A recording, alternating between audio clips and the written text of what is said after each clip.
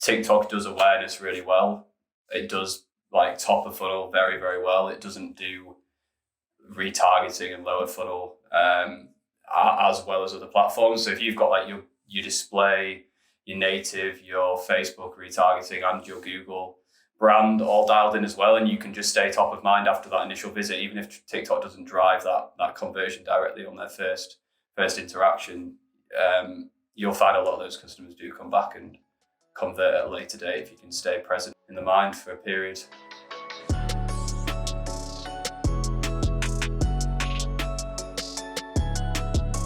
All right, folks, this is one that I've been on the calendar circling. I have from across the pond, the TikTok king, the Soar With Us founder, Ollie Hudson. Ollie, how are you today? Hello, yeah, good, thank you, good. It's been a while in the making, jumping on. Am I your first UK guest, or have you had other people from across here yet? I think you're the first UK guest. Yeah, you are. So you have that, and then you're also are probably a best looking guest, and then there we got that. Ollie and I actually, we it felt like we've been brothers forever, but we first met actually at Geek Out in Dubai, and then we just really steamrolled from there. You've been a big proponent of Triple Whale. You guys, Soar With Us is one of our favorite agencies, big promoters of the product, but then it just spiraled into chatting, shooting the shit. Joe, and I were trying to network, and we ended up just kind of congregating at Dubai together and get the hell away from it. We got to go meet new people here. But Ollie is a gem of a human, a young gun at that, and he has so much knowledge, not only in the agency space, but as well in the TikTok space, which has been something that has been really vibrant for a lot of people. But before we get into all of that, let's get to know you a little bit, Ollie. Where does this podcast find you? Yeah, as you said, founded Soar With Us. We also started a second agency very focused on TikTok called For You Advertising, which is kind of what I've been tweeting about and speaking about a lot recently off the back of the hype that's around the platform and the opportunity there. So currently running both of those. Been working in ECOM for probably about 5 years now, which is a long time, I guess, at this age. Started an e-commerce store with a friend at university, and then that didn't work out. Some failures, a lot of learnings, and then started an agency about 2.5 years ago now, and it's been a fun ride since then. 23 in-house people for Soar, and then For You growing the team there as well. So yeah, it's a sizable industry, and you guys are agency, and you guys are out of the outskirts or suburbs of London, or where exactly are you at? We're north. We're in Leeds, UK. Oh, okay. So about 150 miles north of London-ish. Look at you using imperial. Hours. You're translating for the how beautiful, sorry. How beautiful. What fantastic. So tell me a little bit. So you got into e-commerce through when you're in uni still, right? Like did you start your own store, or you just started running ads? I forget the story. Yeah, we started our own. It was about 2017, 18. Started our own kind of drop shipping clothing store. It was fleece Sherpa jackets, t-shirts, ripped jeans was what we actually went for, which not the traditional drop shipping products, I guess. Ran that with a friend, Matt Kelly, who some people who are watching might know from Twitter and general ecom. Grew that to multi-six figures, and then we tried to move it into a brand. So we tried to take it from dropshipping into the UK fulfillment centres. Got the costings of that process incredibly wrong. We're very naive to some of the more technical problems, and basically messed it up. That business kind of faded out from there, and then continued with university, and then started an agency just before I left uni. Well, how awesome! So, yeah. What'd you study? Economics and politics. So you did economics as well, didn't you? Yeah, I'm econ guy as well. Here we go. Let's go, people. All right. What made you want to start your own shop instead of just starting a new brand? So admittedly, Matt pulled me into the space, I'd say. Like, he got me into the online ecom and online business space, so it was quite him driven. I spent most of my time on the kind of marketing side, and I'm a pretty indecisive person when it comes to brands. and trying to settle on like one product to sell. I'm trying to do this at the moment. Like we want to start a couple of internal brands. I feel like right now with TikTok being in its like infancy, it's a bit like the start of Instagram. It's that it can really light the fire under a product if you get it right. And I still can't pick something, so it's like it's just easier to do it for other people. Like just go and get passionate about other people's products and sell them instead.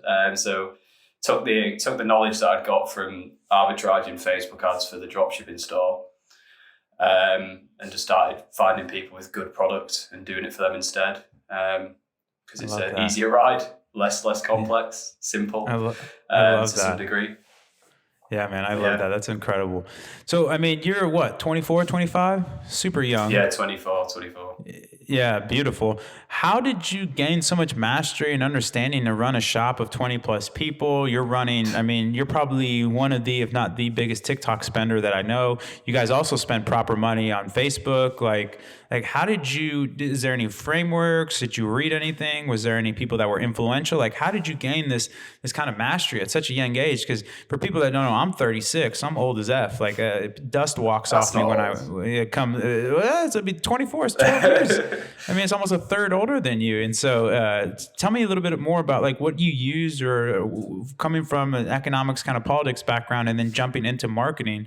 Was there like, again, the frameworks or any type of things that really helped you kind of catapult yourself to where you're at now? Yeah, I think multiple, I guess. Like I very much, like we've obviously used courses and mentors expedite any learning process. Like it just you take their learning process and basically apply it to you without any extended time frame. It's just like instant. It expedites a lot of mistakes and cuts out a lot of things they did wrong. So there's an element of that, and I also think seeking out the right mentors and right experts for specific areas of the business, rather than just going to one individual or one kind of stop shop for that.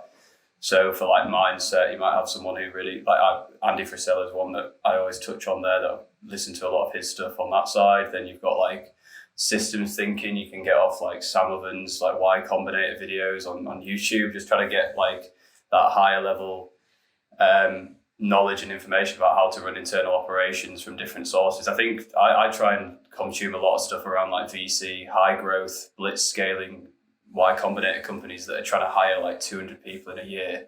Because if you can take what they're applying and pull that down to a much smaller organization size, it's going to be very optimized. So I think there's been an element of that. And then, following some of the more kind of YouTube ecom people as well, which are still invaluable, even though people do love a bit of to bash them a little bit.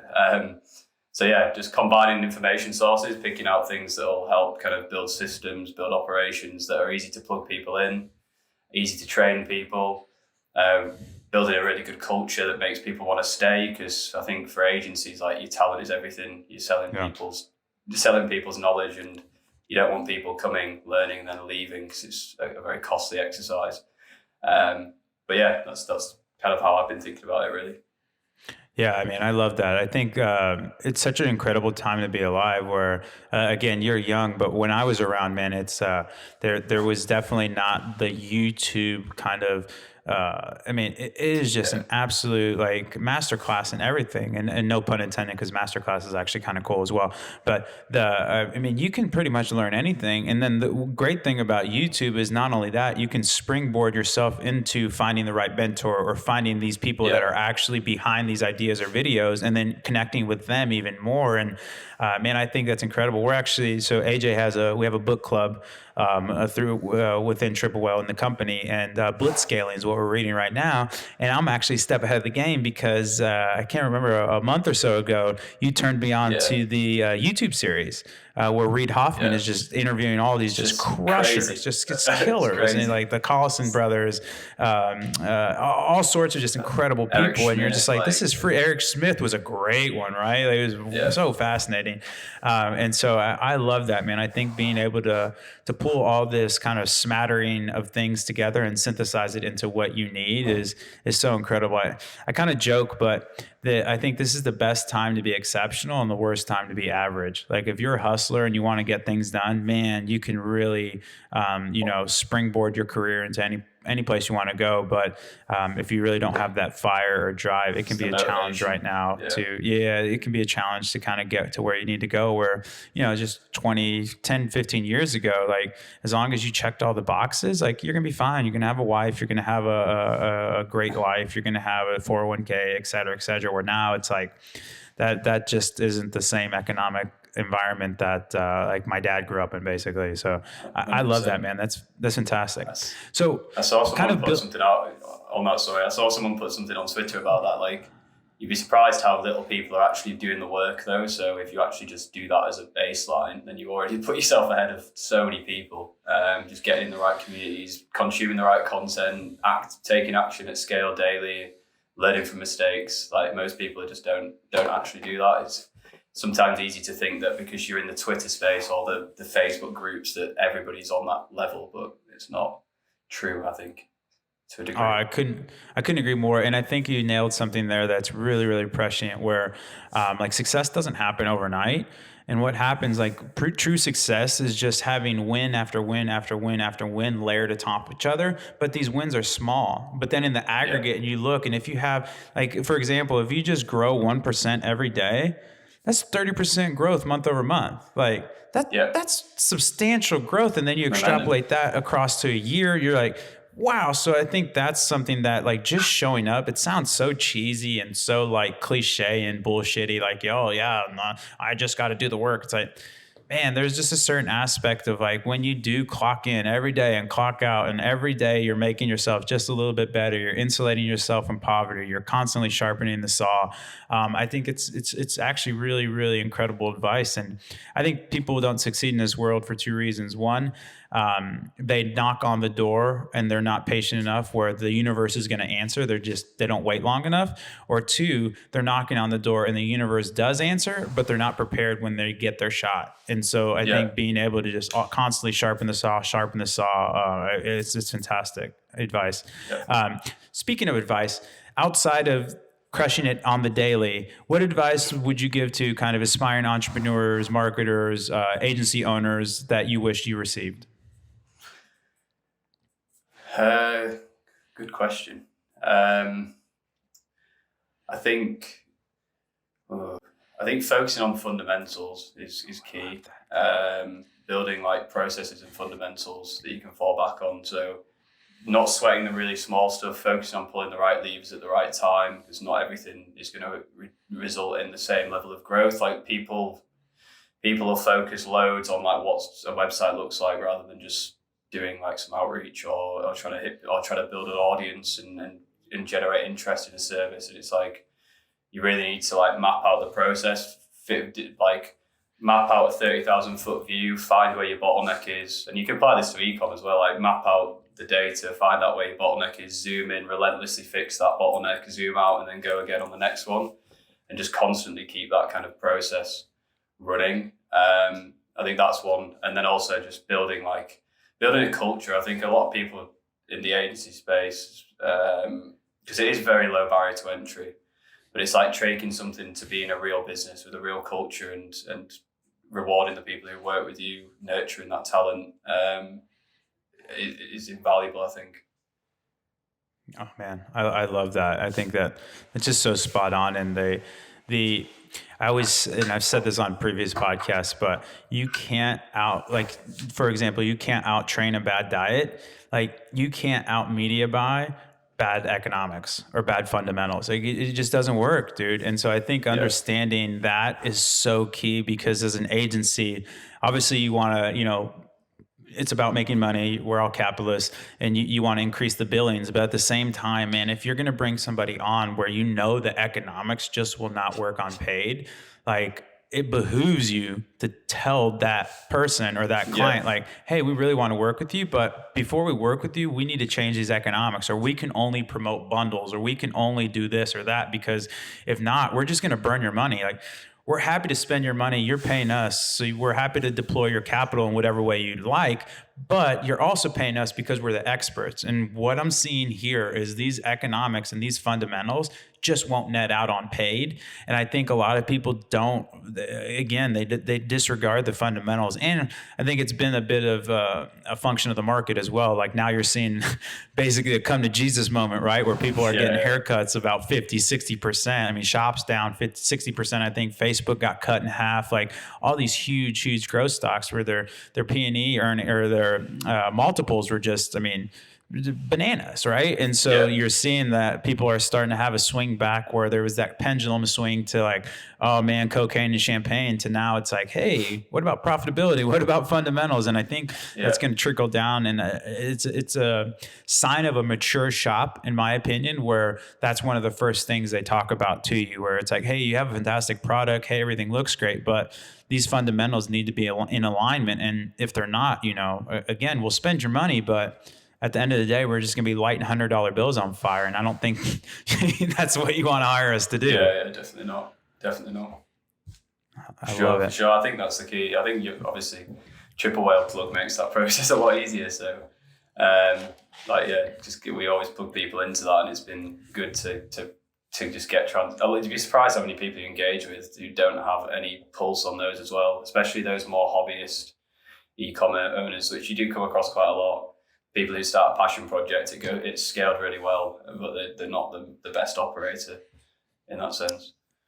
Yeah, and nor do they need to be, really, right? Like there's a great book called The E-Myth where it's fantastic. Like just be the product person, be driving the vision. That's why you're hiring the agency. But I have came across, kind of to your point, in that like $1 million to $3 million run rate where you'd be surprised. We're like, what's profit? What's net margin? You're just like, what's going on here? Like you're just printing money. I get it. It's fantastic. But like to get to the next level of scale, you really need to have that high fidelity view of the business where you understand like, hey, it's not about just top line watching. Like this needs to make it down to the bottom of the profit. Like you can't just have, and I think again, it was a function of the market where people were just making so much money that when the top line's so fat, like a ton makes it down to the profit. Even if you're egregiously irresponsible at the operating level, you're still gonna have a big nut to take home. And so I love it. Yeah. All right, Ollie. Go ahead. Go on. I was going to say, I think on that side, I don't think every business is built to be absolutely massive as well, and some people find it hard to come to terms with that. And it's like you're a victim of your own success in ecom. Like you see the numbers, like I've got 100% growth rate year on year. That's not sustainable, not like forever, and is also like not every product is going to go to 100 million a year in revenue. There's like very few products are going to reach that point, and it's. I feel like finding that point of diminishing returns. I know we had a couple of conversations about that when we were in Dubai. Like I think I spoke to AJ and Max about it as well. Like being able to guide e-commerce owners on like you shouldn't go past this point because you're just going to become a busy fool because you're just going to sell more for less bottom line. And that's another problem that's not really discussed. I don't think. Like at what point does that diminishing return kick in for a store, and you have to pull much bigger levers to make it past that stage to the next level, I guess. Oh man, I love that. That's look at him diminishing returns, pulling out the econ terms for you folks. Let's go. No, it's really fascinating though, because I was a big fan of a gal named Maren Kate. I don't know if you know her, but she was kind of this little hustler gal, really smart. She started this business called Zirtual, and it's actually, I think now actually back again, but it was a great business. It was $200-300 million a year business, fantastic. Basically, you would get VAs from this, and they were very vetted VAs. And it's sensational. Really great business, crushing. I think they had like $40 or $50 million in runway. The board was just a bunch of killers. But all the VCs and all the money that came in, they wanted $1 billion business. They didn't want a nice $300-400 million business. And it ended up pushing everything past like the breaking point where the economics just fell apart. And ultimately the company got scuttled and it went out of business. Yeah. She kind of had a little bit of a breakdown, or I mean, rightfully so. Like this was her baby. That was fantastic. And she got pushed into a place where like she was telling them, hey, this isn't $1 billion business. There's nothing wrong with $300-400 million business. Yeah. It's fantastic business. Hey, but it's not $1 billion business. And then it was trying to be something that I wasn't. And then it ended up, I think, got acquired by startups.com and then kind of got rebooted again. But it's the perfect example, I think, or just really top of mind for me because everything worked. Like the runway was there, the board was there, the product market fit was there, like everything worked. Stitch Fix, I don't know if you know Stitch Fix, but they basically do on-demand styling. So it's like a subscription box, and you tell them what you like and blah, blah, blah. Again, fantastic business. It was in that kind of $400-500 million run rate business, really great business. They wanted to scale. They wanted to be a $1 billion company. They wanted to be the unicorn. They ended up firing all the stylists, and these stylists were just like, part-time people that just like to style clothes. And so this is what Ollie would like. And then they tried to do it all algorithmic because it was economically better. They fired the founder and brought in kind of like a quote unquote operator. It's fucking 80% off their all-time high. Like, I mean, absolutely just decimated. The company just absolutely got decimated. And it's a perfect example of what you're talking about. Like, hey, know what the end game is, but also know where those diminishing returns are, because there's going to be something where it doesn't matter how much capital you put into it. Like when I think about raising capital, I think of either market constraints or actual capital constraints. If you're capitally constrained, then you just, like, for example, like a SaaS company like us, like, yeah, it's a great company to give more money to because we're just going to go hire more engineers and we're going to make the product better, more robust, more stable, like all these things. Whereas like if you're a DTC brand, more than likely you're not really capital constrained, you're market constrained, where it's like, it doesn't matter if you're going to spend more money on ads. Like if you go from $100,000 spend a month to $1 million to spend a month, how much is that really going to move the needle? And to your point, maybe it moves the top line, but you have all these marginal costs that you're going to be selling $20 bills for $10. And it's like, unless it's an exit or some sort of thing where you're only indexing on growth, man, it ain't the path. Yeah, definitely. Don't be a busy fool. That's the motto. Ooh, I like that one. I never heard that one. Look at all that. You ready for the value add segment? You ready to get nerdy on some TikTok? All right, this is why people bought the ticket. All right, so Ollie has been, it's pretty much unlocked TikTok for so many people. So we're really going to just try and jump into his brain here. What do you think the best parts and the hardest parts are running TikTok ads? The best parts is if you crack it, it's insane. Like it's like Facebook 2016 kind of platform. It's just like get it right and then scale hard. Super profitable, super cheap. But it's also super unforgiving. So if you don't get your content right, the content is king on TikTok more than anything. So if you don't get the content right, you're going to burn money. You're not going to get the success. But if you can find that one angle or that 1 to 3 angles that work for your business, then you can really just pour the gasoline, as you'd say, on that and just scale it hard. Put like 6 figures of spend behind those angles and get some really, really good results. So yeah, it's creative led, as everybody knows. It's an entertainment platform in its current state, rather than a social media in mine and quite a few other people's opinions. People are going on there to get entertained at the moment, and if you can plug that gap, but also push your products as part of that, then you can get some crazy results. I love that entertainment play. That's a really cool way to look at it. Do you think you can build a business? Because back in the day, you could build a business like Dollar Shave Club did. MVMT watches. A bunch of these people built a business off Facebook. Do you think you can build a business off of TikTok now? Definitely. I think the key to building the business is you need that awareness in the early stages. You need to build attention, drive traffic, and you can do that at scale on TikTok. I think Popple, I don't know if Popple originated from TikTok, but that's where they really blew up in the last sort of 18, 24 months. Have you seen them? No, what are they? They're like a small tag you put on the back of your phone, and if you go up to it and touch it with your own the other person's phone, and it brings up like a link, a bit like a link tree, and then you can go through to their social profiles. But they had a viral ad that was like really like mid last year, I think, mid to early last year. They've gone crazy from there. They're in loads of wholesalers. They've scaled so hard. Incredible.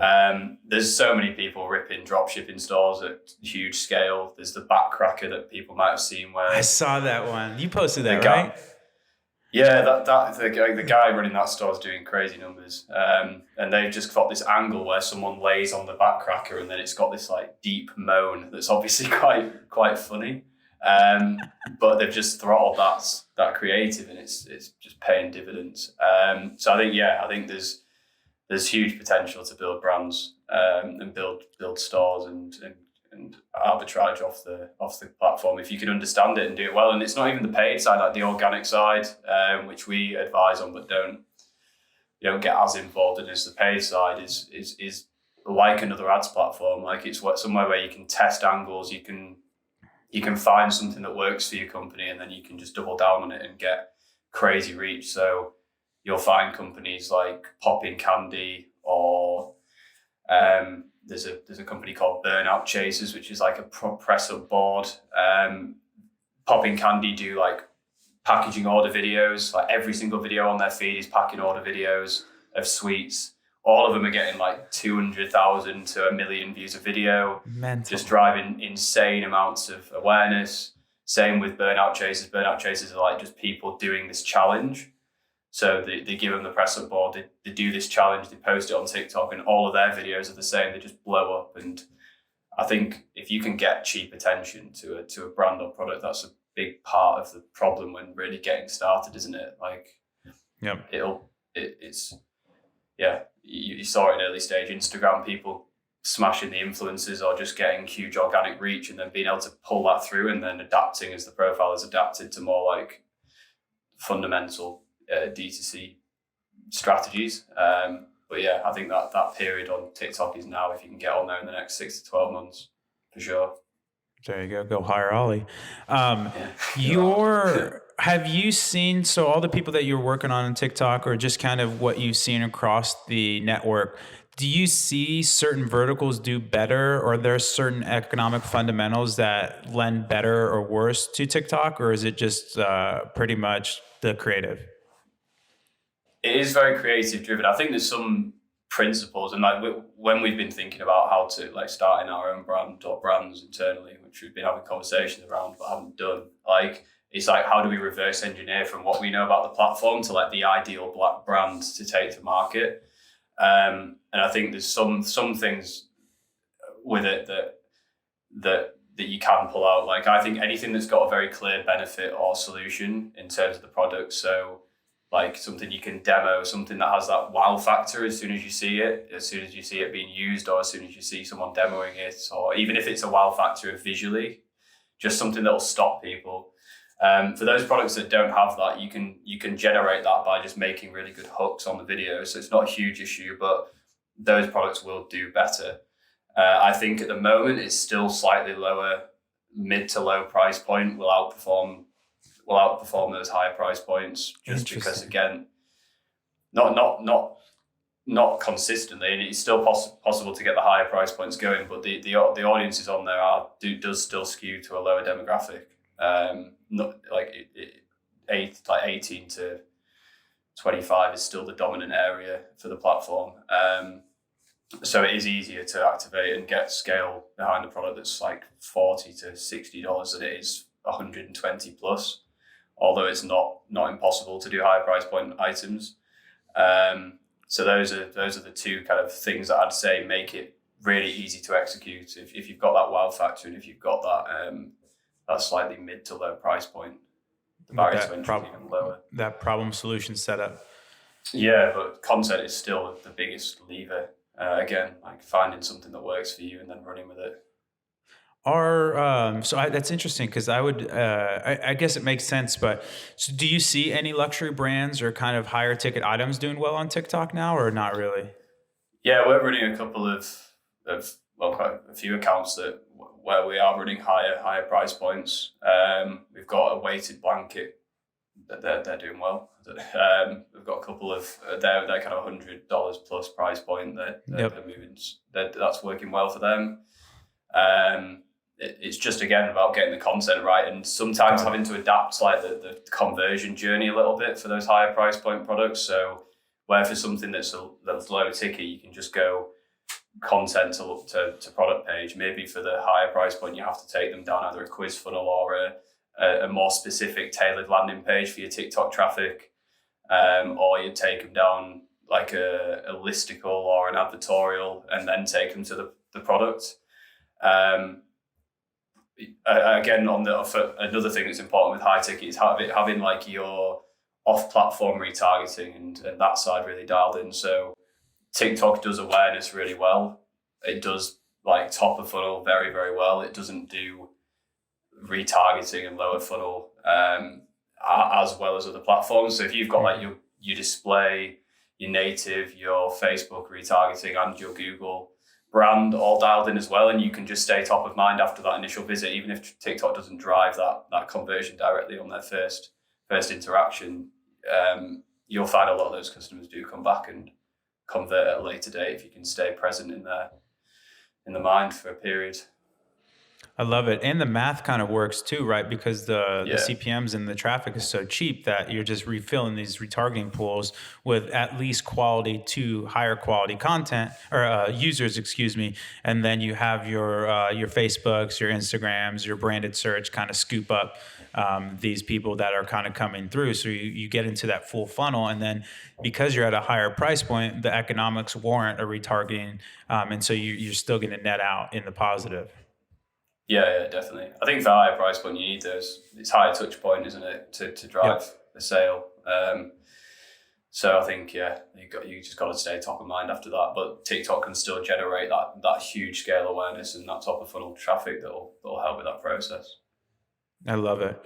When you guys are building creatives and ads for people, where do you find the inspiration? So we split a lot of ours into like buckets. So we'll usually do some more like evergreen UGC concepts. So following a framework of like presenting the like traditional UGC creative, where you'll do a hook of some sort, you'll demo the product, you'll present like the problem, you'll present the problem, the product as a solution to that problem, then you'll call them to action. So we'll do quite a lot in that angle, and that works for some people. We'll also then do a lot more on kind of the trend side. So we'll tap into trending sounds, we'll tap into like viral videos that are on platform that we can kind of pull and do iterations of. And then we'll also just come up with our own ideas. Like I think the being creative, again, lending to the fact that it's entertainment orientated, like people come onto the platform to kind of consume light-hearted content. So I think you always want to try and innovate rather than just iterate on things other people are doing all the time. Try and find a unique angle, try and be the trendsetter that can bring something that's unique to your product to the platform. So there's an element of working collaboratively with the companies we work with to come up with like series ideas or unique content angles, as well as leveraging sort of sounds that are trending on TikTok or other things we've seen work across the rest of the clients we work with. I love that. Are there any brands that are crushing on TikTok that you really like that people could go look at where it's like, man, this is exactly how you should execute? So there's a lot of brands crushing it in different kind of ways. That's a fair point. I think like what works for someone like you can pull out the massive companies like Duolingo and Ryanair who are both killing it. Duolingo's running the mascot angle. Yeah, they're running the mascot angle, like, and they're killing it. Most, if you're on TikTok, you will have seen them. Like their videos are getting 1 million, 2 million plus, 10 million plus views a video. Let's go, Duolingo. Like they're just killing it with that mascot angle, and it's just insane. But that's not going to work for everybody. It's a good like example, but it's not going to work for sort of every D2C brand. Then you've got like Scrub Daddy, who are in that kind of top tier again. Like all their posts are like trying to tap in, just trying to go viral on every post. But still on the organic side, they're generating crazy reach. You've got stuff like Peachy Slime, Popping Candy, which I mentioned earlier. Mm-hmm. There's a card game called What Do You Meme? Like they're doing numbers on their organic side. Then there's stuff like Popple that have run quite a lot of ads. They're doing crazy numbers. I can send over. We've got like a resource that we have where we keep all of our what we call greatest TikTok accounts as a reference. Maybe we can attach that to the bottom of this podcast. Yeah, we'll put it in the show notes. Yeah, that's brilliant.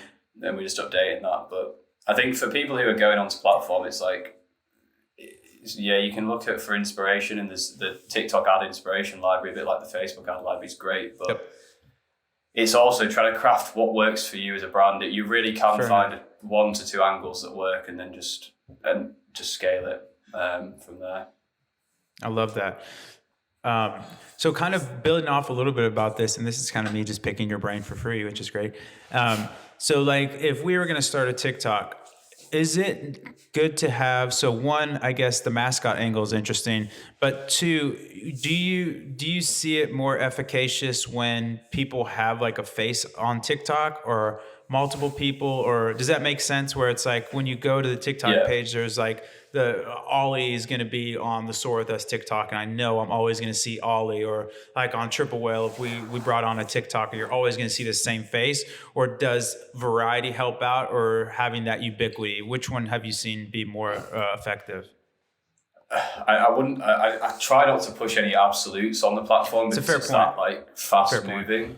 And I think for one brand, I think for some brands, the trusted face would work. So for a brand, like I think health and wellness is one where you like having an expert or expert positioning within your community. So having someone who is presenting themselves on your account as like knowing the ins and outs of your product, the benefits, like if it was nutrition, for example, which is a bit of a difficult one on platform at the moment. But if you had an expert leading that, then you're going to get more, like people are going to come to you as a source of knowledge, and it's going to build authority.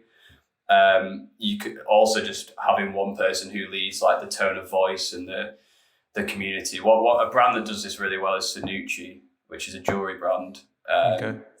They've got their Instagram community and the TikTok is good, but their Instagram, like their tone of voice and the way they engage with the community is driven by one individual, and it just feels very like congruent and consistent. And I think that's a great way to do it, and having like one person lead in the process.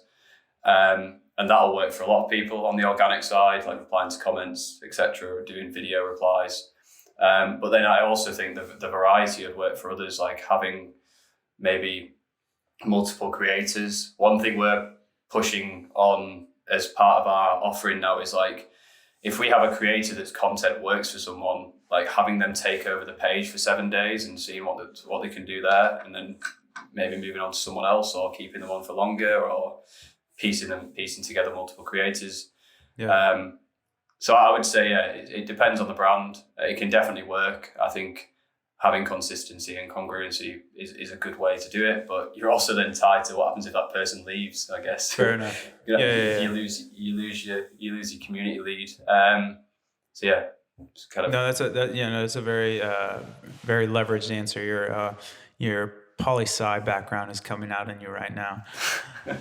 I love it though. No, it's a fair point though, and it's because I do see what you're saying in terms of, especially I guess in more authoritative verticals like health and wellness or kind of an educational bent. It is helpful to have that kind of teacher professor or same face, that because then you don't have to constantly hit the credibility button, right? Like if I'm bringing in a new face every time, where I know Ollie's the face of Soar With Us, he's crushing it on the agency, and I know I can believe what he says, versus if you bring in a new marketer every single time. Not to say that it wouldn't work, but it does make sense what you're saying in terms of like health and wellness, education, etc. Having that ubiquity might be a bigger advantage versus a problem solution set where you have different people demoing the back thing, where you're going to have that relatability is going to be wider because you're going to have different people that look different, that have different body shapes, etc. That more people can relate to X and Y and Z versus this one person.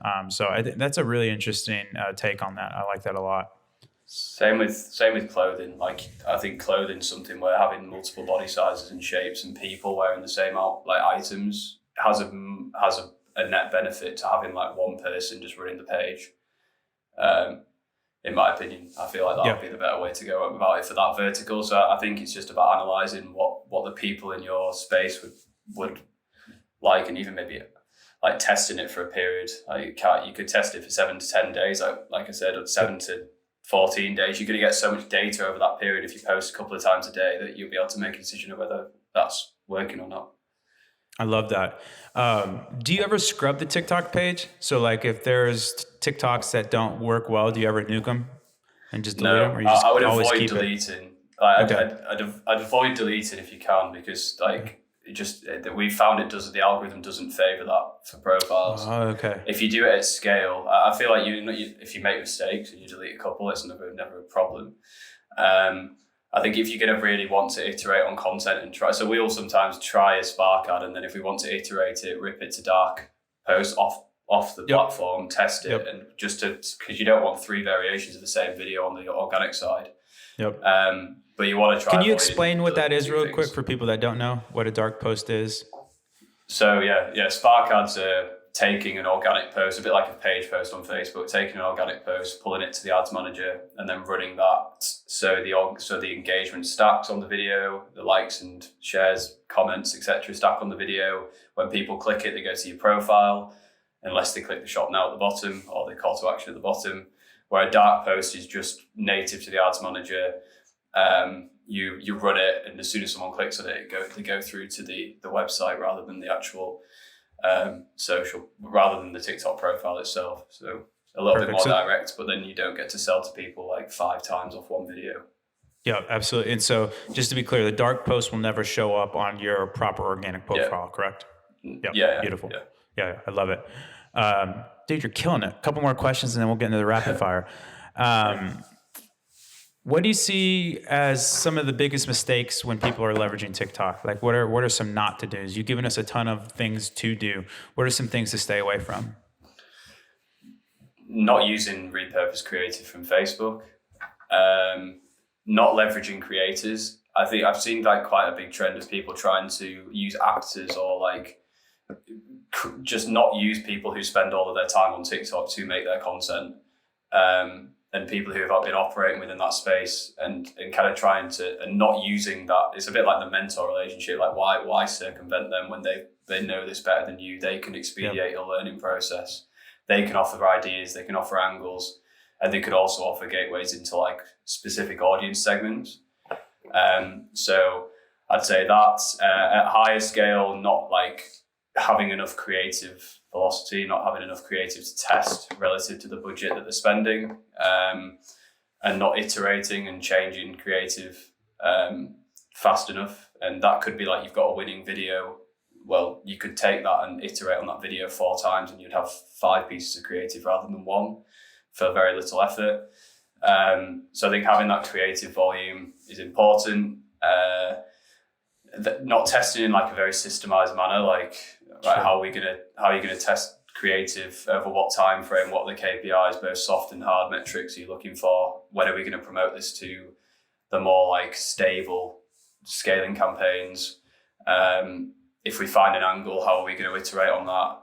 Are we going to go and partner with this influencer over longer term? And like just thinking about things in more of a strategic and systemized way are probably the two things. I'd say not getting the content right, and then not running the right system, I guess.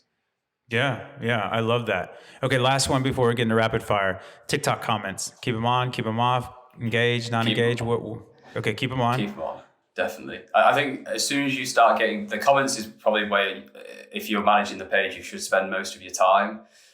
Firstly, they're really funny. Like you get some jokers in there in terms of like people who think they're really original. They're a great source of information. Like if people are making outrageous claims in the comments, just start engaging with that. Make videos. If people are calling out like objections, reply to that with another video. Like it's just free content ideas. It's a great way to engage. Like you can be quite brash. Like don't be scared to clap back and ruffle some feathers. Being quite controversial works, I think, on the platform right now. But so yeah, definitely keep them on and definitely engage as much as you can. I love it. Dude, you made it to the rapid fire. Can you believe it? Yeah. You know I love you, but now I got to rough you up a bit. Are you ready? Yeah, go for it. All right, let's jump in. It's going to be like. Tesla, overrated or underrated? Underrated. Ooh, okay. Thumb stop ratio, overrated or underrated? Underrated. Underrated. Oh, okay. I think, yeah, I rarely have bad creative with high thumb stop, but you can have bad creative with like low cost per click, and especially I like this. You You and everything. Cody, yeah, you and Cody are aligned with this. I like that. London, overrated or underrated? How highly rated is it in the US?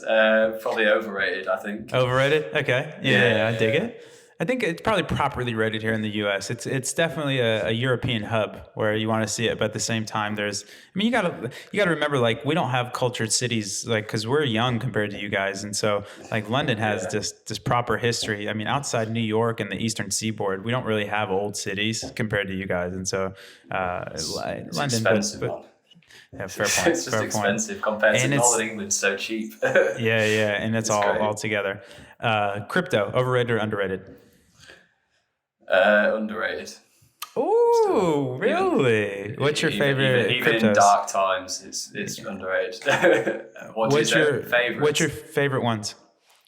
I'm pretty heavy in like Luna, Sol, Ethereum. Not a massive Bitcoin man. Okay, not yeah. Bitcoin. So Sol, ETH.